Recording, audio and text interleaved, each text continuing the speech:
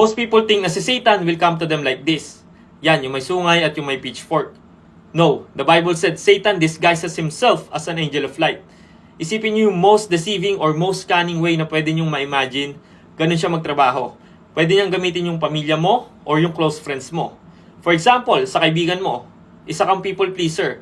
Kapag niyayakan ka nila mag-inom ng alak, hindi ka makatanggi kasi natatakot ka na baka magtampo sila. Satan and the demonic spirits can use them para mag-inom ka.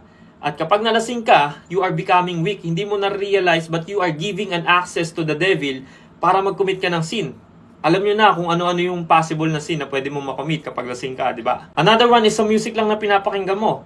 Alam mo ba yung tenga mo ay gateway? Kung ano madalas mong pinapakinggan, it will affect the thoughts na pumapasok sa utak mo. You might not even realize it, pero you are giving an access sa mga unclean spirits. Ang daming music ngayon about sex, crimes, immorality, drugs. Hindi mo na-realize kasi ini-enjoy mo yung beat. Kasi trending yung music. Or pinapatugtog ng mga tropa mo. Bakit ko sinasabi to? Kasi importanteng malaman natin kung sino ang kalaban natin. We don't battle against flesh and blood. We battle against principalities. Sino yung mga yun? That's Satan and the demonic spirits. Alam mo ba na 5 billion ang non-believers sa mundong to? 2 billion lang ang believers. Think about that. That means mas maraming followers si Satan kaysa kay Jesus. That's how fallen and corrupted this world has become. We are in the spiritual battle. The Bible said Satan is the father of lies.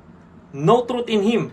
Ano ibig sabihin nun? Pag sinabing no truth in him, as in no truth, puro siya kasinungalingan at panlilin lang. Kaya nga sabi sa Ephesians 2 verse 2, tinawag siyang Prince of Air.